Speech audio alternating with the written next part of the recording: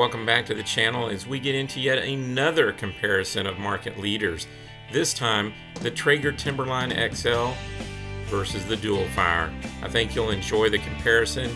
And yes, we're going to do a brisket on both of these and see how well they both stand up to each other. And the comparison doesn't stop here. We'll be doing a cook-off in the next video. So you know what that means. Yeah, you've got to like and subscribe so you can get notified of that next one coming up. Alright, so let's just jump right into it. If you look at the big picture of things, okay, in terms of the lineup for Traeger, they've got a full range of grills, from the very budget-friendly or sort of budget-friendly all the way up to feature-rich, okay? And we're going to be looking at that top end of feature-rich. That's the Timberline XL, okay? We're going to look at all those features, and we're going to see how well that lines up in terms of versatility, you know, the ability to adapt to many different types of cooking, and as I like to say, I'm fond of utility. How useful is it, especially in terms of being able to do some certain functions well?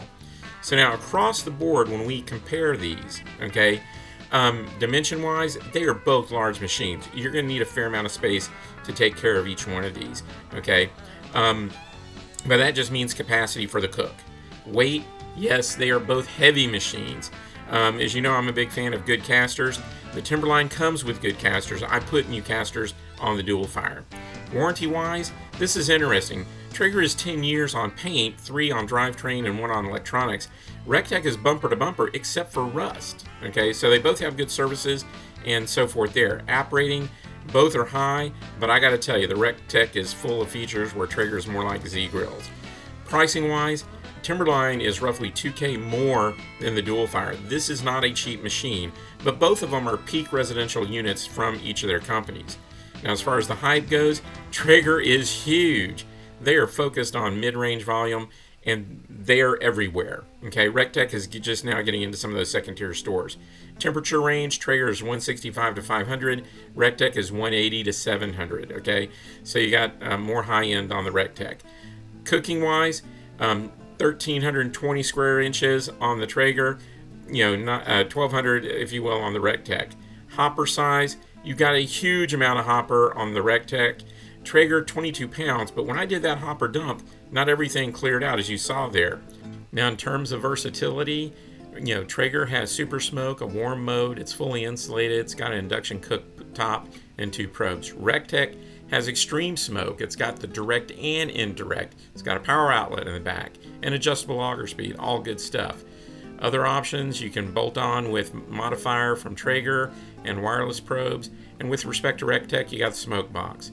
Now, as far as conveniences go, Traeger has, you know, lots of them. Pit level sensor, the easy clean. Recteq, you've got the side shelf that can be added to there, the front shelf that can be added to it. So on the conveniences, there's too many to mention. I mean, you know, Timberline XL has a number of those, including the cabinet with doors, shelves. But the one that gets me is no liner needed, and we'll talk about that in a minute. So first, we need to do a quick comparison on the app, okay? This is where you see the biggest differences, the biggest contrast. Recteq has trending for RTD and probes, cook histories, scrolling zoom, auger feed adjustment, temperature adjustment. It tells you when you're about to hit your temperature for your food being ready. It's got manual keypad entries for names and numbers. You can scroll back and forth, a number of different things. Okay, it even remembers the last temperature that you had, and that's important. Okay, because when you're starting back up, it's nice to have it, start up where you left off. At least in my opinion. Now, with respect to what we have on the Traeger side, it's got some nice features of its own. Super smoke on and off. It's got 2 wired and wireless probes that are integrated in with the app, and it has cook to food temperature. Okay, Recteq doesn't have the wireless probes integrated directly into the app with the grill. It's integrated in as an accessory in the app. Now that said, things they have in common, food type, temperature settings for chicken, fish, everything else, timers, the ability to shut things down, probe temperature alerts for your food, preheating alerts, and so forth. Okay, now for an inside view side by side. In the XL, you have 3 levels of cooking. The primary grate, which is 594 square inches, and then the other 2, which are 363. For the dual fire on the primary grate, you've got 529 inches, 323 on the secondary, and 302 on the direct side. Now, for the XL, you have an induction sear station that's to the left, and this has 10 settings, and what this means is you can do an induction sear in a cast iron pan as an example. Contrast that with the dual fire. On the direct side, you get a wood sear and flame kiss option there, which is not bad. Now, as far as the grates go, the Timberline has the thickest grates within its family, and they're thicker than the Recteq. The dual fire grates are stainless steel, but just not as thick. And if you're like me, you judge the quality of a car by how the door shuts. And in this case, this is one nice door. It's heavy insulated, gaskets are already in place, feels solid. You know, the Recteq is lighter, not as big, but it is also very solid. But perhaps cleaning is another big contrast area. As you start the pull down of taking the rackets out, you immediately get to the drip pan, tray there. There's a grease drain, but that's also where the convection heat path comes up. And that is why you cannot put an aluminum foil liner inside that drip pan. You would mess up the convection. Now below that drip pan is your heat deflector, and the fire pot sits down underneath there. And this is where you get a lot of that ash buildup, which can be easily put down in that drain. But just summing it up, it's not really that easy to clean. You have to scrape this stuff clean when you're ready to clean it. Now, again, contrasting with the dual fire, you can put a liner in place. You can pull that, aluminum foil out. Yeah, it's not going to be that clean underneath, but it's cleaner. And then you've got effectively all your ash piling up in there, which the promoters at Recteq say you only have to clean out once a year, and that's just a simple vacuuming. Now, I mentioned the convection path on the XL. If you take a look at it from a side view, it has excellent convection within that oven. And that goes evenly across the rear in a linear exhaust. There's no smokestack here. So it gets really good, heat all the way through. The direct side, you got radiant heat and a convection path that flows through there. So you get a little bit of the best of both worlds, which means you can smoke on that thing too. Now, with respect to the indirect side, it's pure convection going up and around that drip pan in order to heat and provide the smoke on the food and whatnot. So works out pretty well. Now, in terms of the heat going in there and holding temperature, one of the things that I noticed when I put my probes in is that the dual fire held, closest to temp on that primary grate. The XL was a little bit above, but oddly enough, on the top side, it was a little bit below. On the dual fire at 400, right on target, and the XL was really close to target. It was, not wanting to go over. So let's see how this thing cooks with a Brisket Battle. I got 2 briskets here from my daughter-in-law. She wanted them for her friends and such, and I'm prepping them the way I usually do. In this case, we're going to smoke it to 170 degrees, so it's going to take a little over 12 hours. We're going to get it tender to 203. That's going to take us maybe another 10 hours, and then we're going to rest this thing. Now for the dual fire, I'm putting the snake pit in. I'll show you that here in a minute, but first we got to get these briskets prepped. So once they're out of the packer, simple trim. You know me, I'm a sloppy slicer and a clump duster. So here comes the clump dusting. Putting on the blacks barbecue, that's the salt and pepper with a little bit of cayenne, and then I'm using that Just Prowse Hardcore Carnivore Black on top because it just works, okay? I'm also injecting these with Heath Riles just to make sure we got things juicy. I'm letting that set overnight to brine. We've done it overnight. Now it's time to put that snake pit together. And there's my domino of briquettes, topped with the wood, going into the place and getting lit up. Now that's just a long fuse of smoke right there. Putting in my drip pan with the aluminum foil liner on top. And as you can see, we already got this thing starting to smoke. Starting up the XL, getting that going. And yeah, I'm turning on super smoke on there. Now, because I have super smoke going on the XL, when I'm in low on the Recteq, what they don't advertise is extreme smoke, so I've got that going on there as well. There's the obligatory, hey, here's my brisket. Okay, so now we got those in place, and I always do briskets on the upper rack because that gets the best smoke. And I'm doing the same effectively on the Timberline XL as well, and getting that moving.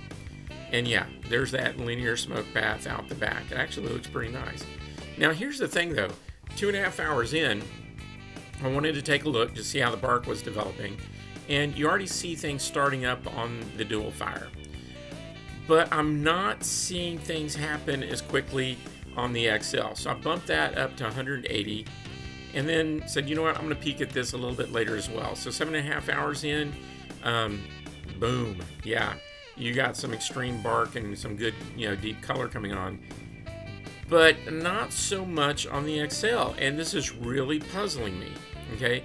Because I'm, doing what I think I should be doing, but there you are. So 10 hours in, okay, of smoking, and you see how that color is just getting on there, okay? But on the XL, we're still not there yet where I was expecting to be, okay? Now 11 hours in, I said, let me look at how much fuel we can consume. Did about 10 pounds on the Recteq, about 7 pounds on the Traeger. Potentially that extra wood may be why the bark development was so much better. Now after a bit of time, it was ready to pull, and there you go. Take a look at that. And that's typically the color and the bark that I usually get, off the Dual Fire. Now, with respect to the XL, not as pronounced, but it finally, got up there. And by the way, I do like that grill light that they've got. So anyhow, it's time to, get that wrapped up and put a little bit of that Wagyu tallow on there. And then it was, back in. We were ready to start bringing things up to the tender temp. Temperatures in place. Everything was looking good. So 22 hours in, you know what? We're done. The jiggle on this was fantastic. And I tend to wrap them in saran wrap just because I saw a restaurant do that. And it doesn't hurt too bad, but I'm thinking I might stop doing that because it tends to come out a little too soft for me. And into the Recteq resting box. And yes, I have some temperature probes in there just so I keep an eye of the resting temps as they go down. And I gotta tell you, I really like that resting box. Okay, after 8 hours of resting, we're ready for the unveiling ceremony here. Now again, these are for my stepsister, so we're getting that opened up, and you saw that the XL had a little bit of splitting there on the meat, but you can definitely see a big difference here in terms of color and whatnot. So I'm going to go ahead and separate the flat from the point. And again, you can see we've got a decent smoke ring on there, but that meat is already breaking apart. It's so tender. All right. Now, for the Dual Fire, not breaking apart, juicy, tender. You got a very well-defined bark going on there, so it's looking good. And yes, I probably need to go to slicing school to learn how to slice, but hey, this stuff is looking good. Now for a taste test. Mm-hmm. The bark is what makes this one better. The bark is really good on that. Mm-hmm. Kind of smokiness. The smokiness that's coming through. There's just more flavor on that. See, the darker bark just gives it a punch of flavor. Mm-hmm. The bark development on the Recteq came through. It just really makes it. You get a punch of flavor as you get into it. Now the body of the brisket is good on both of them, without a doubt.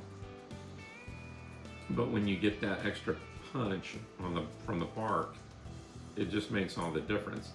And I really don't know why the bark didn't develop quicker on the Timberline. I'm very puzzled by that because I had the super smoke on and went through doing everything that you're supposed to do, at least from what I understand you're supposed to do on that. But you saw the videos. I mean, it just took a while to develop. Okay, time for a quick wrap up. It's a smoker, not a grill. It's tons of features, very well built and stylish. However, that app needs help, it's pricey, and I'm not certain it's easy to clean. Now, I do like it. I like it a lot. It is really a nice machine. I'm just a big fan of the Dual Fire because with the smoke box, I can smoke and roast. And with that direct side, I got a flame kiss wood seared that just really goes well. You know, smoked, wood kissed, and flame seared. So for me, this is just one well-built workhorse that is stylish and has a great app.